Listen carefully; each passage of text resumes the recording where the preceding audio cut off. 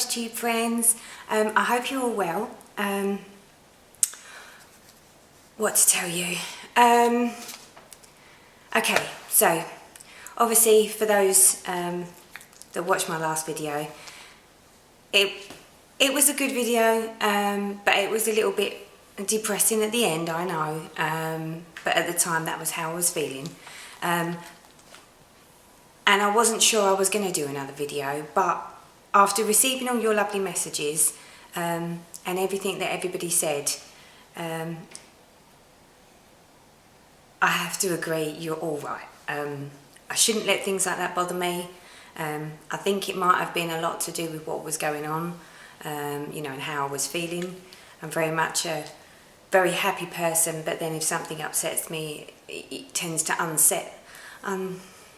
it tends to have an effect on my own positivity. So my apologies for that. But after reading so many messages and responding to so many messages, it actually became really quite therapeutic, and it was my self-help. So massive thank you to all of you that gave me lots of support and lots of encouragement.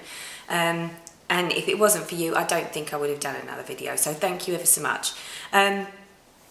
One of the comments that I got was actually was one that sort of struck a chord for me, and I think it was Rainbow Sea Monster posted, and she said there was a quote.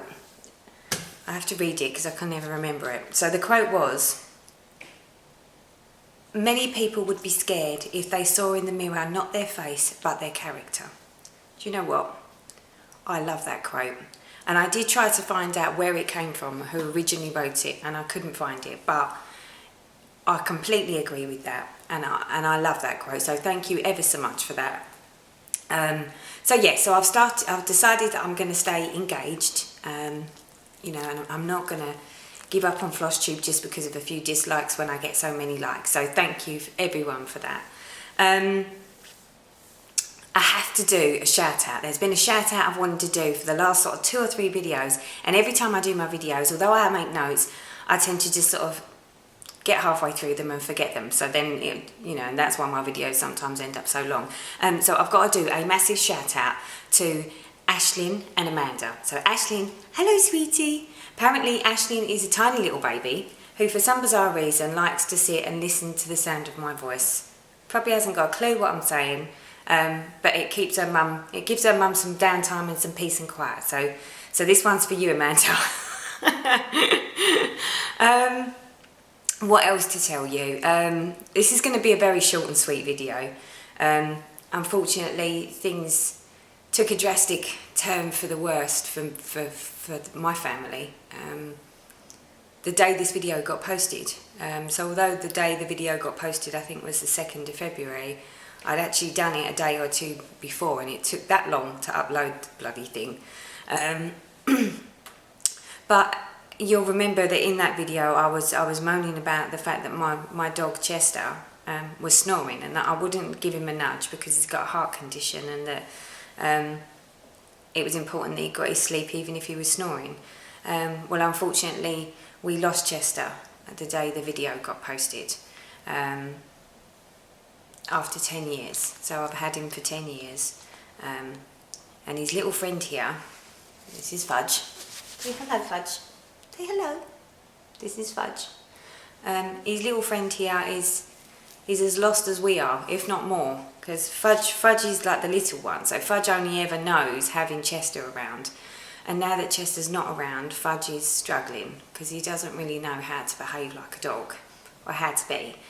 So he's turned into Mummy's baby, but needless to say, the whole house has been pretty quiet and everyone's quite devastated, and it's still sort of early days because I think it's only, what, 3 weeks he's been gone for, and the house just seems empty.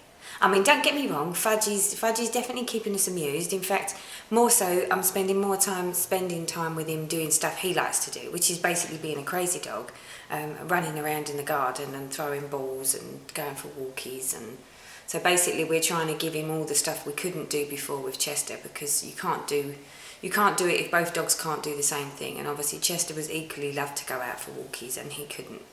So we used to just take him to the top of the road and back. So Fudgy's walking didn't really sort of have much walking going on. So now Fudge is getting lots of exercise. So I think he's pretty happy. Are you happy? Yeah, I think he's happy. Right, let me put Fudge down so he can go and do whatever it is he's going to do, and let's get back to this video.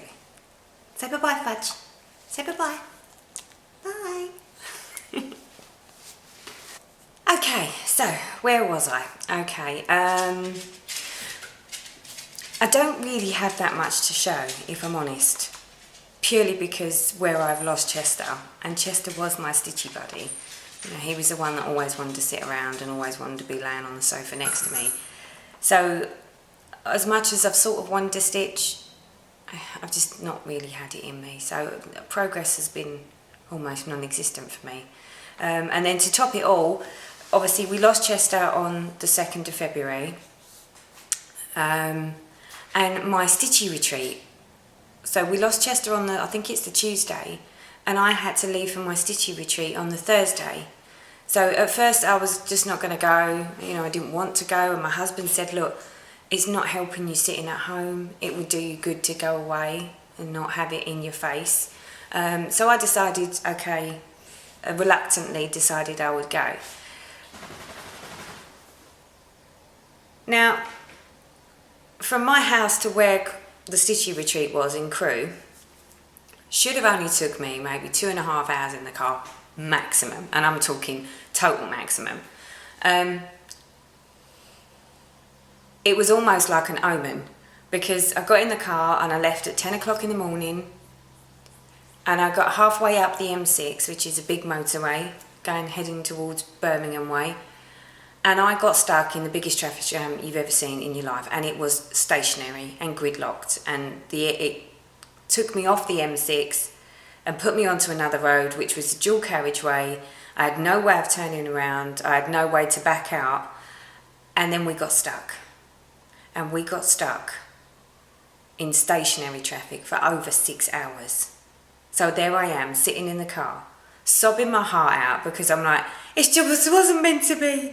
I shouldn't have gone. Honestly, if you'd seen it, it was, at the time, looking back on it now, it's actually really quite funny. But at the time, I was mortified. And after being stuck in the car for about 2 hours in stationary traffic, I started to feel the need to have a wee break. Now, obviously, I'm stuck on a motorway, like a dual carriageway. There's no trees, there's nowhere for me to go, there's no, well, the ladies at the stitchy retreat that were saying, trees, they're like, where are you? And I'm like, I'm stuck in traffic, I'm busting for a wee. And it got desperate. I mean, to the point that I was almost sweating, because I needed to take a wee. Well, because I've got nothing in the car. There's absolutely nothing in the car that could assist me. Then everyone's messaging me saying, Teresa, just open the door and just do it, just squat down. And I'm like, I can't squat, I've never squatted in my life. And they're like, well, you must have done it when you was a child. And I was like, yes, that was when someone was dangling my bum out of the car door. You know, I'm not going to start dangling my bum outside the car door. And I went, and then obviously it started to get dark, and everyone's going, well, it's dark now, no one can see. And I'm like, I am not, I just cannot bring myself to do that. Whilst all this is going on, I'm watching all these guys just jumping out of cars and lorries and running over onto the grass verge side and just sort of putting their back to you. And I'm like, what it is to be a man. I really could do with being a man. So anyway, there I was sitting there crossing my legs for 6 hours. Then obviously when traffic started moving, it was very stop-start, it was very slow. I held it, I just didn't go. I was in so much pain. I don't think I've ever been in that much pain to pee before. But I was adamant. There was no way I was getting out and going to embarrass myself and whip the bum out and squat wherever I was. So I didn't do that. But needless to say, what should have been a 2.5 hour journey to Crewe, and then spent the afternoon and the evening chilling with the ladies, it took me 12 hours. I can get to Scotland faster than that. In fact, Orietta, one of the ladies that was going to the retreat, lives in Italy. She went to work for the day, then flew from Italy to the UK and got picked up at Manchester Airport, and she still got there before me. well, I say before me, I think she turned up maybe 5 or 10 minutes after I got there. How embarrassing is that? I live in the south of England, should have took me 2.5 hours. She's flown all the way from Italy and she almost beats me there. I mean, oh. But anyway, I got to the retreat. Once I got to the retreat, it was wonderful. It really was. I had an absolutely fabulous time. There was Flosstubers there, so although we sort of knew each other, we only knew each other from seeing each other on videos. We'd never met in person. Everyone was absolutely adorable. There was people there that aren't on Flosstube.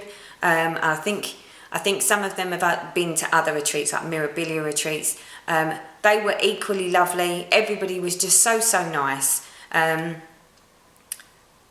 I didn't really do much stitching. I sort of turned into like the social butterfly. I just sort of couldn't help myself, and going around the room and seeing everybody's designs and patterns that they were working on, it was amazing, because some of the ones that you've seen on the website and you're thinking, oh yeah, that one looks quite nice, but it's like, oh, I don't know whether I'd like that one. And then when you actually see where someone stitched it up in person or currently working on it, and you see it there, it's like, oh wow, that looks really good. Not like the picture. But there were so many finishes there. So there were so many people that had brought stuff with them. And one thing that really sort of struck with me was, I've always done the regular size because I always thought the minis wouldn't have as much detail. No. I looked at minis, and those minis were adorable. They were lovely. Sorry, I've got a bit of a reflection going on. I'm trying to hide that. They had these little mini, the mini Heaven and Earth designs, and they have just as much, if not more, detail than the regular. So that sort of has inspired me then, because I'm thinking, oh well, if you can do minis and you get the same sort of, it's just a smaller version, but you get all of that detail, you know, that's another option for, you know, when you don't want to do a massive, great big Heaven and Earth design. But with everything else I've got going on right now, I'm not looking at that. I'm not looking at doing any new ones, but definitely food for thought. Definitely food for thought. So what else happened at the retreat? So at the retreat also we done, I don't know if you'd call it a secret Santa or a secret stitcher. So the agreement was that for those that wanted to participate, you would create your own little parcel for someone, or like a gift, and you wrap it all up. It couldn't cost more than £15 unless it was coming from stash, of which it couldn't be used stash, it had to be like new stash. And the idea was that you wrap it up, you secretly gave it to someone who put it on the table, and for everyone that put a gift in, another gift would come back. So that it was done on raffle tickets. So much fun. I got my one that I got, which I really wasn't expecting, because you know when you're sort of sitting there thinking, oh, you know, what sort of gifts, because everybody's got different tastes. This I thought was such a clever idea. So it came with, I love to sew, like I don't know if it's a key fob, what do you call that? Is that a key fob type thing? So I love to sew, I don't know if that's focusing. And then another little one that was attached to the bottom of the glass. And then on this glass, which I have to be honest, when I first got it, I was like, oh, that's such a lovely idea. And they're going, oh yes, you can drink your wine out of that. And I was thinking, I don't drink. So, but it could turn into my little alts thing, and stick alts in it so that it makes it look pretty. But I don't know if you're going to be able to see the writing, but it's actually had marked on it, Mad Headers Retreat 2016. And it's got some little, oh, I don't know, you can't see. How can I? I've got an idea. I don't have ideas very often, so let's try this. Hold on. If I stick something in it, you'll be able to see it, won't you? Well, that's the plan. So if I stick something in there like that. Now, can you read it now? No, because it's too light. Oh, I wanted to show you. I don't know if you can see it, but you can see the writing, and it's got like that there is a, you know, spool of thread, pair of scissors. It's not very good in the light, sorry about that. But yeah, I thought that was a really, really ingenious gift. So, but that was what I won on it. So yeah, it was all good stuff. So the Stitchy retreat was wonderful. It was lovely to get together with everyone. You know, all of my Flosstube friends were just as adorable in person as they were on Flosstube. The people that I'd never met before, they were very, very friendly to me. And I thought they were lovely, you know, and everyone was sharing everybody's, you know, how they do it and their setups, and it was just great fun. And to be honest, given that I'd lost Chester, it probably couldn't have come at a much better time, because I think I needed to be out of the house. Because even though when I've come back from my stitchy retreat, I miss him terribly, and my house is so quiet. I didn't realise how quiet my other dog was. Chester was the noisy one. So, but I'm learning. We're getting there. But obviously, given that I've lost him and the fact that things just don't seem right in the house, I've really not fancied stitching. Fudge is all over the place because he's not settling like he normally would, because Chester was the one that would sort of dictate, right, we're all going to lay down and chill out now. We're not moving around and we're not chasing each other. So he sort of, it was a bit like the parent of the child. So poor old Fudge now is sort of orphaned, I think, apart from adults, which he considers us his playmates. So he just, whenever we move, he thinks we're either going out to play ball or we're going out for a walk or we're going to feed him. So yeah, so therefore the whole subdued normal process of sitting down and spending a few hours stitching, it just hasn't been happening. So my productivity has been, it's quite lapsed. It's not really much that's happened. So also, whilst we was at the retreat, we got we got a gift. So it's I wanted to put a thank you out there to Michelle at Jodery Designs. She's actually created a floss for the retreat. So whilst we was there, we was given this skein of hand dyed floss, specifically made for the retreat. So it's, you can't really see it because I've got so much glare going on at the minute, but it's a lovely, lovely colour. And apparently she's doing a special limited edition fabric to go with it. I think March or April. I think it might be March. But no, massive thank you to Michelle at Jodery Designs for doing that. You know, that wasn't something she had to do. She chose to be willing to do that. So thank you ever so much. We all really appreciated it, Michelle, so thank you. What else was there? I think that was it with regards to the retreat. I managed to get home in 2.5 hours, which is always fabulous. So on the Sunday I flew home, but getting there was the saga. So, okay. So let's get on with actually showing you what I have done, which is not really that much at all, but I'll show you anyway. So the first one is Alternative Reality. Now, this is sort of my newish one.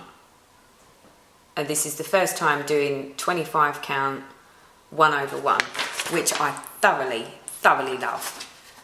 So I did some work on that at the Stitchy Retreat. Not very much. I mean, I think in the entire time that I was at that Stitchy Retreat, bearing in mind I didn't actually arrive and do anything till the Friday anyway because of the problem with getting there.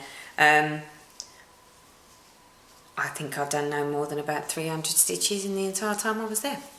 So yeah, I've done lots of socialising and not much stitching. So okay, but when I got home, I was adamant that I was going to get cracking and do a little bit of stitching. So I managed to get a page finish. So here it is, my page finish. Doesn't really look like a lot, but you can just start to see. See here, this is part of a building. I think, if I'm not mistaken, that bit there is just here.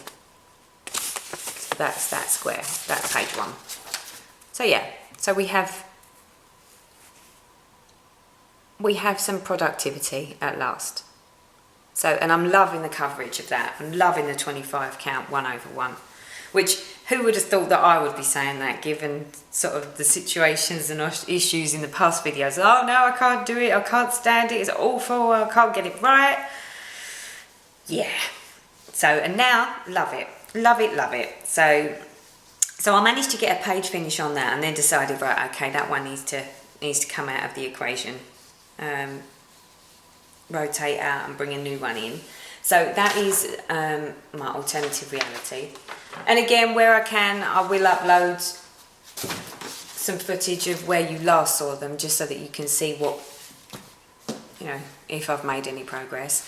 I'm only showing you the whips that I've actually worked on since the last video. I thought there's no point in me getting out some of the other ones, because if they haven't been worked on, you don't need to know that, you don't need to see them, you've already seen them.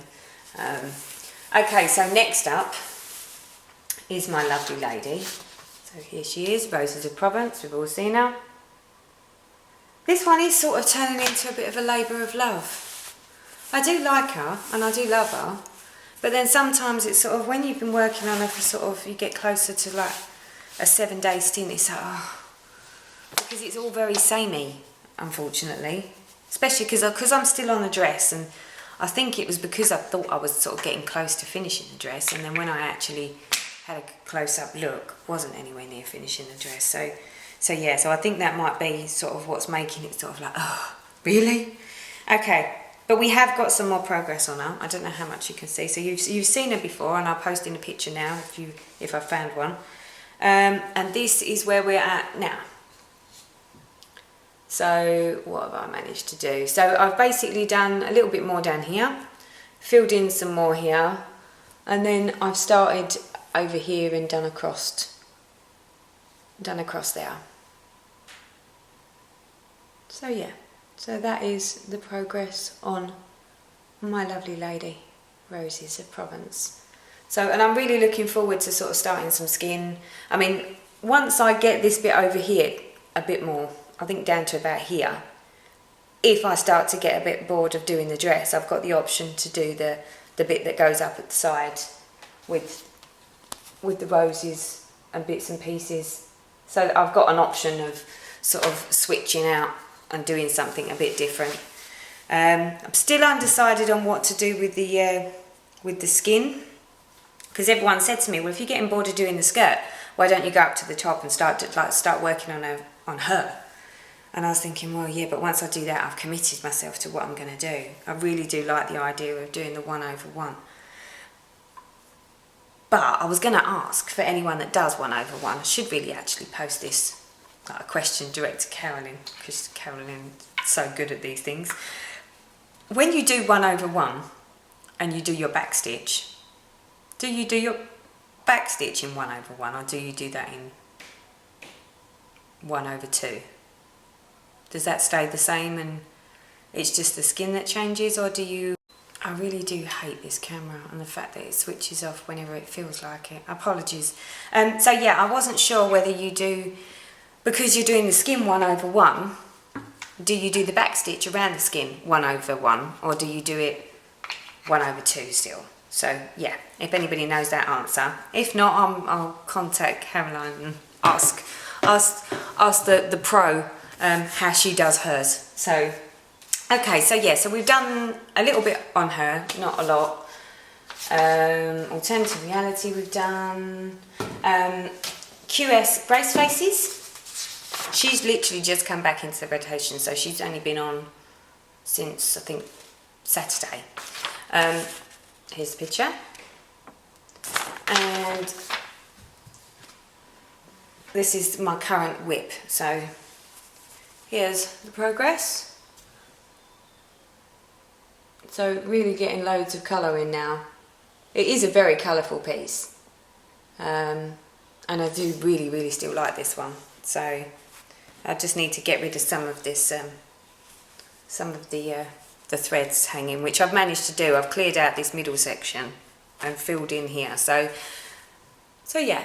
So again, a little bit of progress, not amazing, you know, not breaking any records over here. And also I started the piece for my nephew, the wedding sampler piece. This piece, literally, I work on it when I'm working from home, on my lunch at home, but other than that, it's not actually in my rotation. So this is the pattern. This is what it should look like, although I have changed the colours up to what it looks like on there. And this is where I've got to. It's on a not so great scroll frame, but I can hold this whilst I'm working on my desk. So I don't have a stand for this one, but this is the progress. So yeah, I mean, not a lot, but it's coming along nicely, and I think I do really like the colours. I think the colours are going to work really well. So yeah, and there's that one. That is it on the whips. Twisted band sampler, that hasn't come out to play. Whilst I was away at the retreat, it was decided, you know, I had lots of people to sort of discuss Stormy with. I took him with me so that people could have a look. Everyone, well, a lot of the ladies that had a look at him, they completely agreed with me. There's no feathers showing, and they still think that it has something to do with the fact that feathers and tent stitch don't go together. I was just going to throw it in the bin and possibly start again, and they said no, keep it, and then start in the 1/1, do it 1/1 in full cross on 25 count, do like a portion of it, and then put the two together to see whether you can see a big difference. And I think I might do that. If I do decide to redo him, I'll do so that on the video I'll do a comparison of this what it looked like in tent stitch, and this is what it looked like in 1/1 full cross, just to show you as much as for my own self, to see if it does actually, if it is the tent stitch that's causing the problem, or whether it makes no difference whatsoever. It's just going to look like that because it's a charted pattern that has been converted to stitching. So, but obviously I'll post that one as and when I do it. There's no immediate desire right now. It sort of put me off. So yeah, so that is all my whips. New starts. One of the things that I've got caught up with, and I'm sure there's lots of people that already know about this, it's Stitchy Box and Northern Expression Needleworks have come together to do these little, I think they're called like mini twists. So I decided to sign up for that because obviously I've always wanted to do specialised stitches, but I've always been too scared, and some people said this might be the perfect thing because these are like to learn. So here is series, or number 1 of the series, a Stitchy Box, and it's called Mini Twist 1. So this one, as you can see, it's got the eyelets in it and whatever that says there, can't even read that. And I decided to use my gift material.